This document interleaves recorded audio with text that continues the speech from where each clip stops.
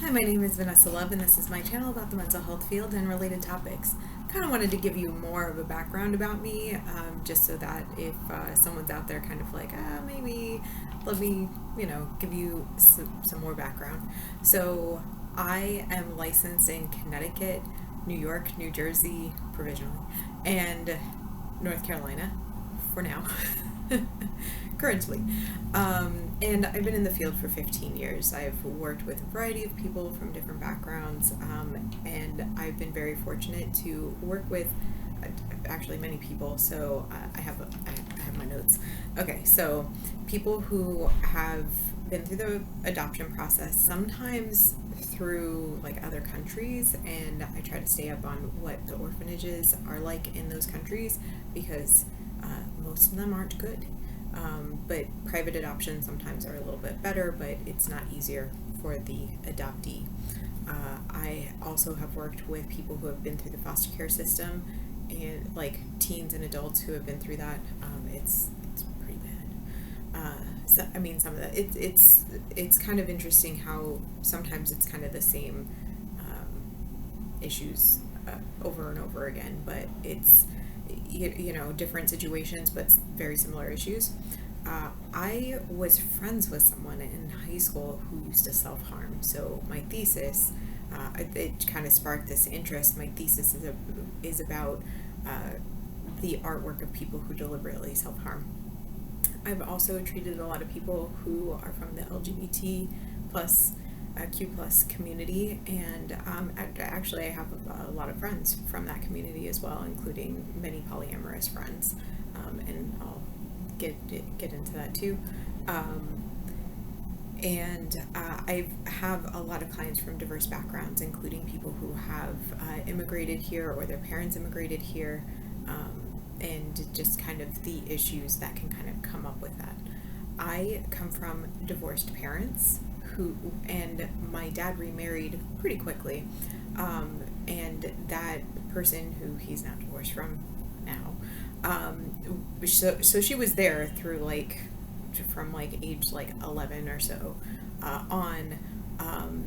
In my life, she was Chinese, came here from China, and have lived here, I think, a majority of her life, even brought her parents here at some points.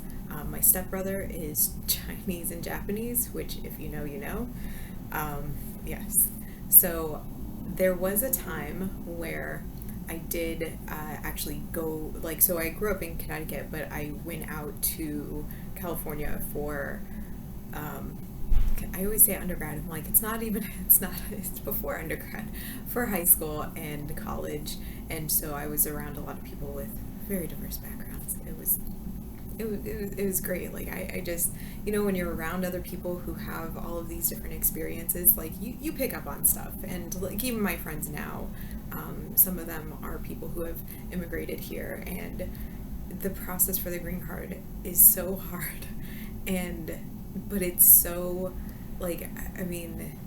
it's I know the ins and outs a little bit, just because of their information. I have, and because of that also, I have been just keeping up with different backgrounds, just different cultures, and particularly how they treat the mentally ill, because some countries, actually a lot of countries, they just kind of are like, oh, you're crazy, which is not okay, obviously. We're just not going to talk to you. And so coming to therapy, if you can imagine how tough that would be. How tough that would be. Yes. So yes, I definitely keep up with that. I am in a cosplay community, and because of that, the cosplay community, I swear, and polyamorous people just tend to meld together, I guess, pretty well. It's I don't know, it's not even the theater geeks in all of us. I think it's just that there's something about, hey, you showed up and you're here, cool, that people just are attracted to. And yes, that's, just it's it's so fun, and I feel like I have so many like very solid friendships from that like I don't think that I would have otherwise. It's been a rough, a rough go with friendships. I have had narcissistic abuse in my life, and for the most part, I'm no contact with any of them. But you know, I mean, like having that, like I definitely know the ins and outs of narcissistic abuse.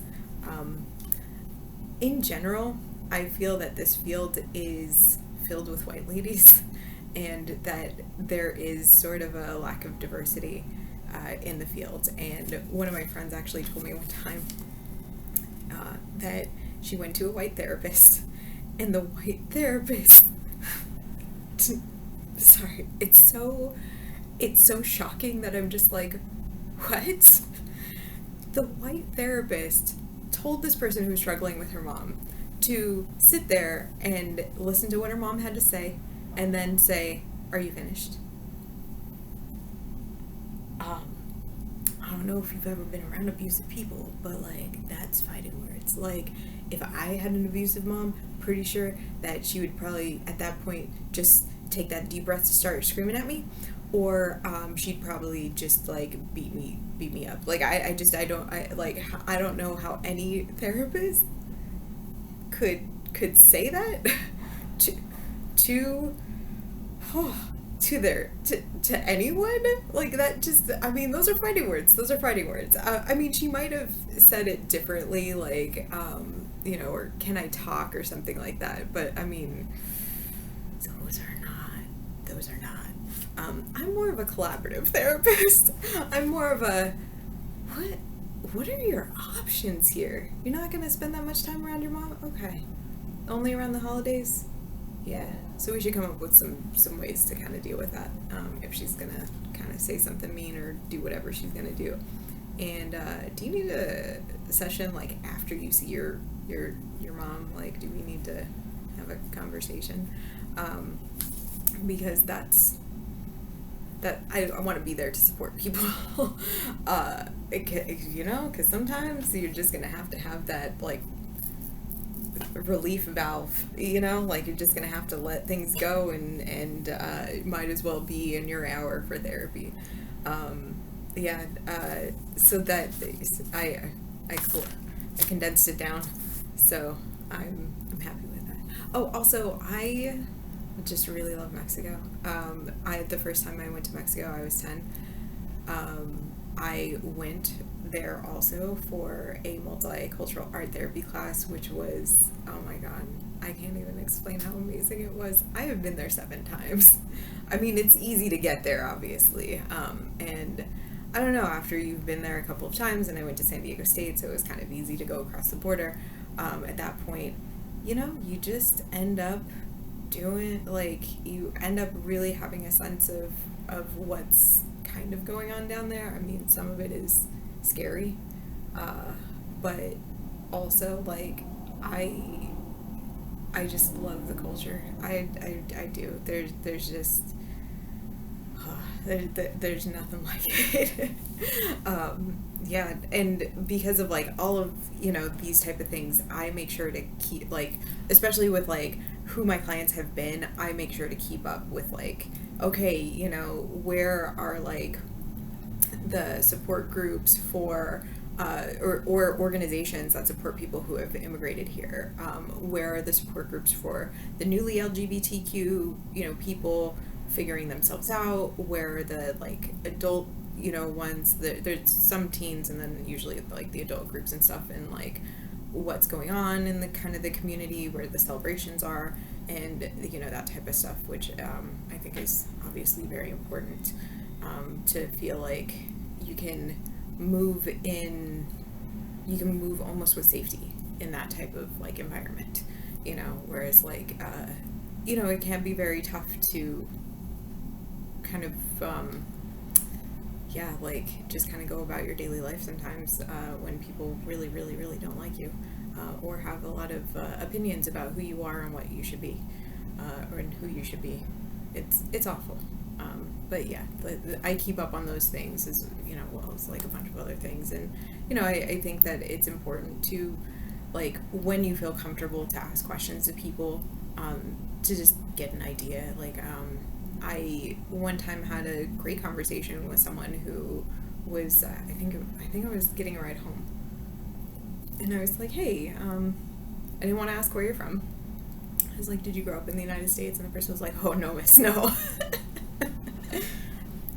And I was like, yeah, I think the person was Jamaican. This is like 12 years ago now, so I'm like, I don't really remember that much. But, you know, and I was just like, oh, you know, like, I'm a therapist here. Like, how do people kind of react to people who are, you know, like, having mental health issues in your country? And, you know, he was able to, yeah, have that conversation with me. And it's just one of those, like, hey, are you comfortable with, like, me asking about this? Because that's interesting. And I remember one time, I got into a cab with a friend, and she was like, I want to travel around the world, and she was telling the taxi driver this, and he was Burmese, which is Myanmar, what do you call it, and he was like, it's bad there, it's bad. And he was like, here's what's going on. And, like, you know, again, it's like having the people from diverse backgrounds who will, you know, like, definitely, you know, be there for you, like, have that conversation with you occasionally, not all the time. Like, you just, again, it's one of those, like, don't expect that, but, like, if you're generally curious, you know, and just like, hey, what's this about, you know, and if someone's open to having that conversation, then have the conversation. Yeah, it was it was a very enlightening cab ride, you know, and I love having those interactions when I can, and obviously when it's safe to do so. Anyway, I hope that was helpful for you, and I will talk with you soon. All right, thanks. Bye.